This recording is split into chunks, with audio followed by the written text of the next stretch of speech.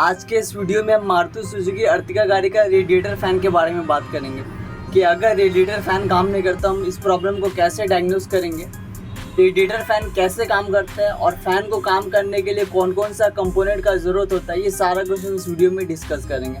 तो वीडियो को देखने के बाद आप फ़ैन से जुड़ा हुआ कोई भी प्रॉब्लम को सॉल्व कर सकते हैं। तो ये हमारा रेडिएटर फ़ैन है और ये इसको फ्यूज़ और रिले और बाकी सभी चीज़ का फ्यूज़ और रिले यहाँ पर होता है।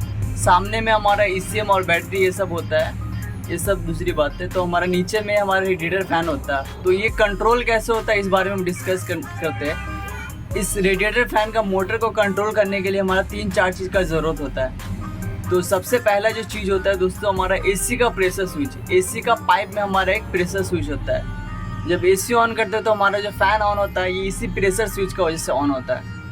तो 3 तार का हमारा एक सेंसर होता है जो AC का लाइन में होता है। तो इससे हमारा AC का जो फ़ैन वो रेडिएटर फ़ैन है वो मोटर कंट्रोल होता है। दूसरा चीज़ जो होता है वो कूलेंट टेम्परेचर सेंसर होता है। इस कूलेंट का डब्बा का नीचे होता है, एल्बो में माउंट होता है। और तीसरा हमारा ये ECM होता है। उसके अलावा रिले वगैरह होता है। तो ये 3-4 चीज़ से हमारा जो रेडिएटर फ़ैन का जो मोटर है वो कंट्रोल होता है। तो ये हमारा मोटर है और इस मोटर को कंट्रोल करने के लिए 4 चीज़ आप बोल सकते हैं। एक हमारा प्रेशर स्विच होता है जो AC का लाइन में लगा होता है। दूसरा हमारा कूलेंट टेम्परेचर सेंसर होता है जो इंजन का एल्बो के ऊपर माउंट किया होता है। और फिर ECM होता है और फिर ये क्या बोलते हैं रिलेस वगैरह, रिलेस फ्यूज वगैरह होता है। इससे हमारा जो रेडिएटर फ़ैन मोटर है वो कंट्रोल होता है। फ़ैन के वायरिंग को समझने के लिए सबसे पहले हम फ्यूज बॉक्स का ऊपर का कवर है उसको खोल लेते हैं। कवर को खोलने के बाद इसमें आप देख सकते हैं जितना भी हमारा रेडिएटर फ़ैन का जो रिले होता है उसका लोकेशन दिया होता है।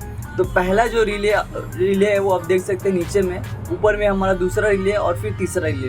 तो ये 3 रिले होता है जिससे हमारा रेडिएटर फ़ैन का जो मोटर है वो कंट्रोल होता है। और फिर एक फ्यूज़ होता है, अगर मोटर बाई चांस शॉर्ट होता है तो ये फ्यूज करता है।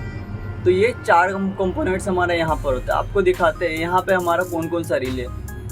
तो इसमें जो आप ये देख सकते हैं ये हमारा पहला रिले है रेडिएटर फ़ैन का मोटर का।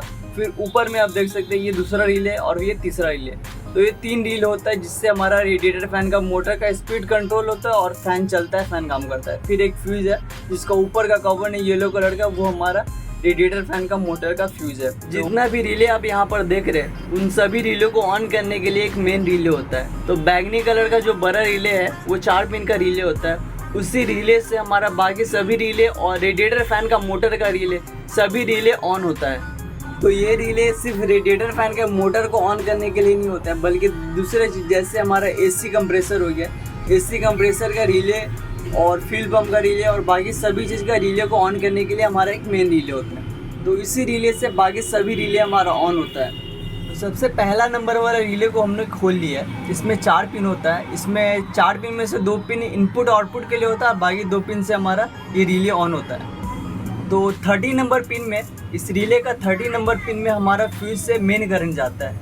जो पीला कलर का जो फ्यूज़ है हमारा 30 एम्पेयर का, उससे हमारा 30 नंबर में मेन करंट जाता है, फ्यूज़ से होकर उसमें जाता है। उसके अलावा दूसरा जो रिले है 2 नंबर का जो रिले, उसमें भी हमारा इसी फ्यूज़ से होकर हमारा 30 नंबर में मेन करंट जाता है। तो फ़ैन का पहला रिले और दूसरा रिले दोनों रिले का 30 नंबर पिन में हमारा 30 एम्पेयर का फ्यूज़ से हमारा मेन करंट जाता है। उसके बाद मेन रिले से हमारा 85 नंबर पिन में पॉजिटिव करंट आता है। पहला रिले में भी पॉजिटिव करंट आता है, दूसरा रिले में भी और तीसरा रिले में भी, मतलब तीनों रिले में हमारा पॉजिटिव करंट आता है। तो अभी हमारा 2 पिन क्लियर हो गया। इसके बाद फ़ैन लो स्पीड में कैसे काम करता है इस चीज़ को डिस्कस कर लेते हैं। तो जैसे ही हम AC को ऑन करते हैं तो ECM हमारा अर्थिंग करंट रिले के 86 नंबर पिन में सप्लाई कर देता है, जिससे हमारा रिले ऑन हो जाता है। और रिले ऑन होता है तो हमारा दोनों पिन जुड़ जाता है, 85 और 30 और 87। 87 से हमारा आउटपुट करंट होकर हमारा रेडिएटर फ़ैन का मोटर तक जाता है। तो 86 में हमारा ECM से अर्थिंग आता है और मेन रिले से 85 में हमारा पॉजिटिव करंट आता है। तो दोनों से आने से हमारा ये रिले ऑन होता है और रिले ऑन होते ही हमारा फ़ैन चलने लगता है। जैसे रिले ऑन हो गया तो इससे पॉजिटिव करंट हमारा जाएगा इस रेडिएटर फ़ैन का मोटर में और बॉडी से हमारा अर्थिंग मिल जाता है, जिससे हमारा फ़ैन लो स्पीड में काम करता है। ये हमारा रेडिएटर फ़ैन का मोटर है। इसको हम प्रैक्टिकली आपको बताएंगे कि कैसे हमारा लो स्पीड कैसे काम करता है। तो मोटर का ये आर्मेचर है और पीछे जो होता है ये हमारा 4 कार्बन है।